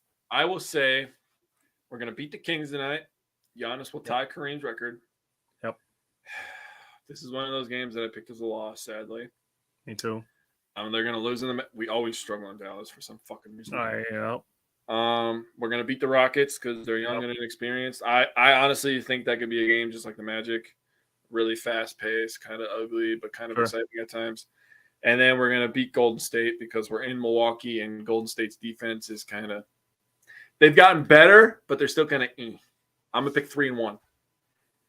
All right, I'm gonna say 2-2, but listen to me because you brought up the point that the Bucks are at home against Golden State. Mm-hmm. I do have the Dallas game as a loss. That's one, like, even before the season started, I has picked as a loss. I put Golden State because I don't think the Bucks' home court advantage is quite as big of a factor. The Bucks are 10th in the NBA in points at home. They're 11th in home field goal percentage, and they're 9th in net rating at home. Interesting. So in what I feel is somewhat of an even matchup, whereas like I'd give the Bucks the edge defensively. Obviously, we know that Golden State has the ability to just catch absolute fire offensively. I don't know that home court advantage is quite as distinct of a deciding factor. Okay. It certainly could be, and like obviously these are all winnable games. Like there's never a game where I'm going to be like, yeah, the Bucks can't win that game. It's just strictly speaking from an analytical point of view, I do think this is one the Bucks could lose. The only reason, and I'll give you the reason why I picked the Bucks to win this game. One, Andrew Wiggins is not as good as Andrew Wiggins last year. His efficiency, his points, everything is down. Two, I think Chris Middleton will start getting his legs under him a little bit more by that point. So I think Chris Middleton become really, really key in this game. Klay Thompson hasn't been shooting that great. He has a game every once in a while. One good game out of every 5. Yeah. And the Warriors don't have a single human being, not that anybody does, but the Warriors are not as good as they were last year. Obviously, look at the record. Mm-hmm. And they don't have a single person on that roster that holds a fucking chance with God on their side to stop Giannis. Nobody. And I swear to God, I got in so many arguments. Draymond Green will guard him. No, the fuck he won't. He'll stand in front of him. That's not going to go well. Dude, he is 6'6", bro. 6'7" if he wears those high tennis shoes. Bro, he's not stopping Giannis. The 76ers signed PJ Tucker to do the same thing, and Giannis destroyed him. Early in his career, Giannis struggled, but like you said earlier, and like we've said a bazillion times, his basketball IQ is just out of this world. So this is what happens in the NBA. I'm just going to explain it to you guys real quick. The reason why the peak age in the NBA is 27, 28 to like 34 is because the athleticism meets the brain. Yes. That is where the peak comes from. Mm-hmm. And Giannis isn't even fucking there yet. He just turned 28. Just turned 28. I still think this guy could just keep getting better, and he's going to keep doing it to try to get better. His heart, his hustle, and his ability to just fucking grind is like nobody else I've ever seen in my life. So I think Giannis and Chris Middleton, well, we're going to hear in the news, because this is going to be a TNT game, 6:30. I think we're gonna hear about how the Middleton and Antetokounmpo duo is back. That's what I think we're gonna hear. And that's totally in the realm of possibility. And I'm actually gonna take your first 2 points about Wiggins not being as good as he was last year, and Middleton having 3 more games under his belt by that point. Tie those 2 points together. Yeah, like. The best case scenario Golden State can hope for is that those two push. I agree. And cancel each other out. I don't think Wiggins is as good a defender as Chris Middleton. And I do think Chris Middleton has the ability to score more. Yep. So, like I said, I think Golden State's best case scenario is that those two cancel each other out. Mm-hmm. I agree. I really wish we would have played them in the finals because I think we'd be talking about back-to-back. I truly do. Yeah. Curry versus fucking Holiday that's must-watch, dude. I mean, outside of Giannis, who's always fucking must-watch, Curry versus Drew Holiday is fucking phenomenal matchup. Yeah.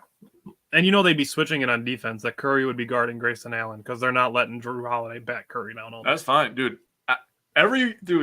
Once a quarter, Grayson Allen drives to the hoop and does like a fucking weird, crazy flip layup, and I'm just like, who the fuck is this guy, bro? Like, who do you think you are? Dude, Grayson seriously. Allen. He is underrated in that aspect of getting to the rim and finishing crazy acrobatic layups. Yep, I agree. This team is just crazy, bro. If they don't win the title, I'm gonna be disappointed. I agree. I want to give you credit first for bringing up Drew Holiday and Brook Lopez pick and roll, and I want to raise you a Grayson Allen and Giannis pick and roll. Yeah, but see, that's unfair because every pick and roll of Giannis is he's the best rim runner in NBA history. The best. He can grab every fucking lob. He finishes with 3-4 people around him on a consistent basis. I mean, do you remember when LeBron was still in Cleveland and we had the cream jerseys, but it was like the black one with the stripes across the chest? Yep. I remember a lob, and I think it was Bledsoe that threw it. And it was like back here. And there's a guy under the rim, and Giannis dunked it. I think that was the day where I was like, yeah, he's the best rim runner ever, bro. Like, he grabs everything. And then there was the one where LeBron was still in Cleveland, and it was in Milwaukee. And I remember who threw this lob, probably George Hill at this point because he was playing a lot for us. Threw it. It went off the backboard, and then it like fell on the ground. It was stumbling. Dwayne Wade was trying to grab it. Giannis grabs it with one hand in between his legs, says, give me that shit, and dunks it. And I'm like, he's just a monster, bro. You don't stop this guy. He's the best rim runner ever. And I don't want to hear no debate. No debate. I also want to throw out just the thought on with Joe Ingles being out that I don't think chemistry is going to be a problem when it happens that he comes back. They're looking either sometime right around Christmas or January for Joe Ingles to be back. The amount of time that Chris Middleton spent out this season, him and Joe Ingles were together like all the time. Mm-hmm. And you and I know this, but like talking on the bench, it builds chemistry. It does. He sits right next to the coaches. Mm-hmm. So you know he's digesting the playbook and the situational basketball, which he's already a smart guy. He's been in the league for how many years? So he's digesting all this stuff on the fly, and I don't think that's going to be a problem either. I really don't. I'm excited because now we're talking about the Bucks being the best team in the league or one of the best teams in the league. Now they're getting their second best player back. Mm-hmm. And now we're talking about the best player or the best team in the league getting a 3-time All-Star added to the roster, a 25-5 guy. And then a month from now, we're adding a 3-point shooter, passer, somewhat defender. Yeah, I mean, yeah, dude. The lineups are going to be fucking nuts.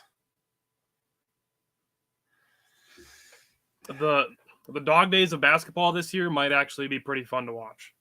They will. It'll be interesting because, you know, I just talked about the lineups. It'll be interesting to see when we give the starters the rest. It'll be interesting to see the fucking lineups that we tinker with, and it's gonna be crazy. I think the flexibility of this roster is insane. Yeah, definitely. And they can go small too. I know. They did it during the Orlando game. They played 3 point guards at one point. Dude, I'm telling you, the flexibility of this roster is just fucking stupid. We need to give John Horst some credit because this. Oh, easily the best GM in this state. Easily. I'm sorry. The rosters that he's put together the last 3 years. Like Wisconsin has some good GMs, like in all 3 of their pro teams. Mm-hmm. And I'll throw in McIntosh, the athletic director, as the GM. Yep. John Horst is. And I sat right behind that guy on an airplane. That was sick. I should have got his autograph, dude. Should have got his autograph. Damn it. All right, man. I'm just too nice. So before we go, I want to flex my knowledge real quick. And Brittany can attest to this. She was over for the Packers game.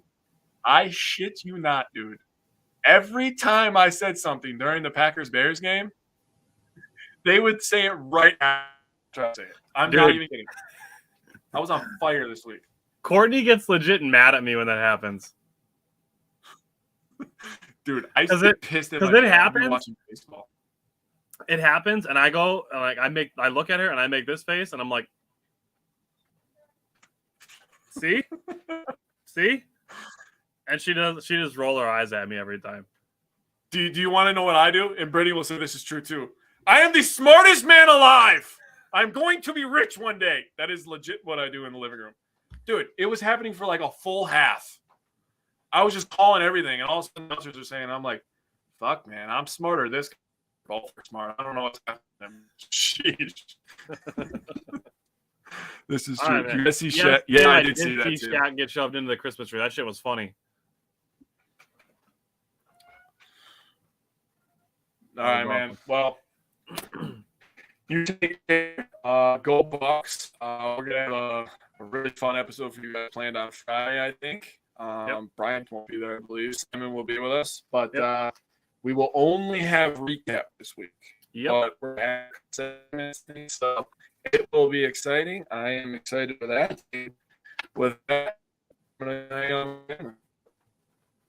yeah, and definitely excited for next week as well.